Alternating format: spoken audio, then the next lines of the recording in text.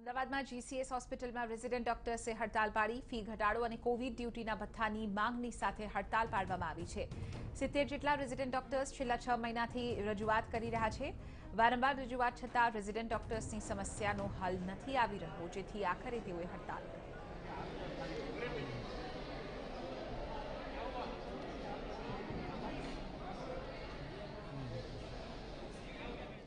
आज मुद्दे વધુ જાણકારી આપી રહ્યા છે ટીવી 9ના સંવાદદાતા જિગ્નેશ પટેલ।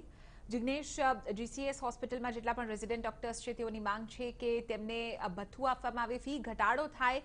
આખરે શું કોઈ વાતચીત થઈ રહી છે ખરી તેમની?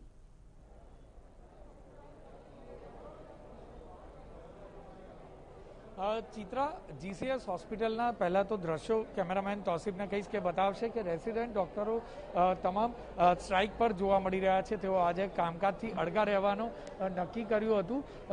જે મહત્વની બાબત છે કે જે પ્રકારે તેઓ વહેલી સવારથી પોતાના મુદ્દાઓને લઈને તેઓ સ્ટ્રાઇક પર ઉતરેલા જોવા મળી રહ્યા છે।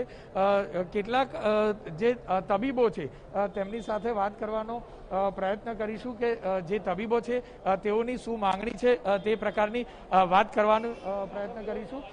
જે આપને પૂછવા માંગીશ કે આપને કયા મુદ્દાઓ છે કે જેને લઈને આપ સ્ટ્રાઇક પર ઉતર્યા છો? અમારો સૌથી પહેલો અને સૌથી મહત્વનો મુદ્દો તો એ જ છે કે કોવિડ-19માં જે અત્યારે પેન્ડેમિક ચાલી રહ્યો છે તેમાં અમે લોકો ગવર્મેન્ટ અંડર ડ્યુટી અમારી કરી રહ્યા છે। અમારી જે જીસીએસ હોસ્પિટલ છે તે બી એએમસી ડેઝિગ્નેટેડ હોસ્પિટલ છે। અમે લોકો સવાર રાત જોયા વગર અમારી જે ડ્યુટી અલોટ થાય છે તે રીતે અમે સેવા કરી રહ્યા છે, પણ એએમસી અમારા વિશે કશું વિચારતી નથી। જે એએમસી તરફથી જે ડૉક્ટર્સને જે નાણાકીય સપોર્ટ મળવો જોઈએ, જે અમે ડ્યુટી કરે છે તેના જે ઇન્સેન્ટિવ હોવા જોઈએ તે હજુ અમને મળ્યા નથી। અમારા 30% ડૉક્ટર કોવિડ પોઝિટિવ આવ્યા હોવા છતાં જે એએમસી તરફથી જે 25,000 રૂપિયા જે કોવિડ ડૉક્ટર્સને આપવાના છે તે પણ અમને આપવામાં આવ્યા નથી। અમે પર ડે અમારા રેસિડન્ટ્સ 11,000 રૂપિયા પર ડેની ફીસ આપીને ડ્યુટી કરે છે। કોવિડમાં બધાનું જ કામ બંધ થયું છે, આર્થિક સંકળામણ અમે બી અનુભવીએ છીએ, બીજા બી અનુભવીએ છીએ, બરાબર। કોવિડના પૈસા આપવાના હતા એ આપને હજી સુધી મળ્યા છે?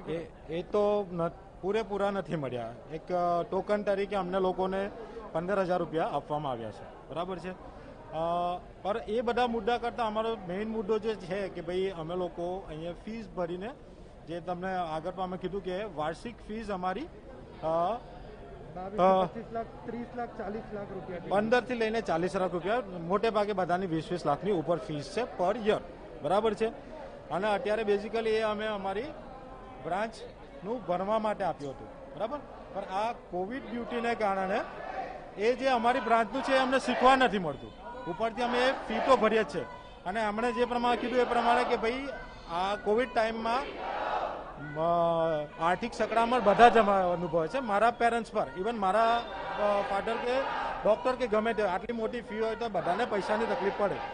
અમે બેઝિકલી ગવર્મેન્ટનું કામ કરીએ છીએ તો ગવર્મેન્ટે અમારા માટે કંઈક વિચારવું જોઈએ, એ અમારો મુદ્દો છે। ટૂંકમાં કહીએ તો જે પ્રકારે તબીબો જણાવી રહ્યા છે કે જે ફેકલ્ટીમાં તેઓએ એડમિશન લીધું છે તે એડમિશન લીધા બાદ તેઓને તેનો અભ્યાસ થતો નથી। કોવિડના કારણે કેટલેક અંશે તેમનો અભ્યાસ સફળ થઈ રહ્યો છે, પરંતુ બીજી બાબત એ પણ છે કે તેઓ કોવિડમાં કામ કરી રહ્યા છે તો તેઓને જે ફીસ ભરવાની હોય છે, વર્ષ દરમિયાનની ફીસ ભરવાની, તેમાં પણ કેટલીક રાહત હોવી જોઈએ। કોર્પોરેશનથી કેટલેક અંશે તેઓની નારાજગી છે કે તેમને જે કોવિડની જે રકમ આપવામાં આવતી હતી તે પણ હજી યોગ્ય રીતે આપવામાં આવી નથી।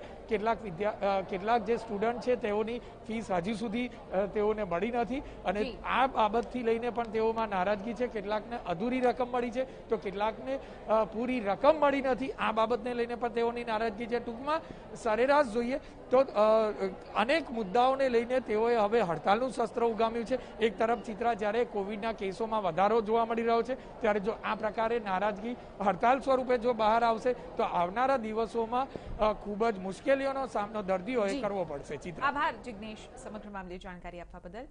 તો 70 જેટલા રેઝિડન્ટ ડોક્ટર્સ છેલ્લા 6 મહિનાથી રજૂઆત કરી રહ્યા છે। વારંવાર રજૂઆત કરવામાં આવી પણ કોઈ પણ હલ એક રીતે મેનેજમેન્ટ તરફથી નથી આપવામાં આવી રહ્યો। એક તરફ તેમની પાસેથી મસમોટી ફી વસૂલવામાં આવી રહી છે અને જ્યારે કોવિડની આ એમરજન્સી છે તેમાં તેઓ સેવા આપી રહ્યા છે ત્યારે પણ તેમને જે ભથ્થું છે તે નથી આપવામાં આવી રહ્યું, તેને લઈને તેઓ માંગ કરી રહ્યા છે।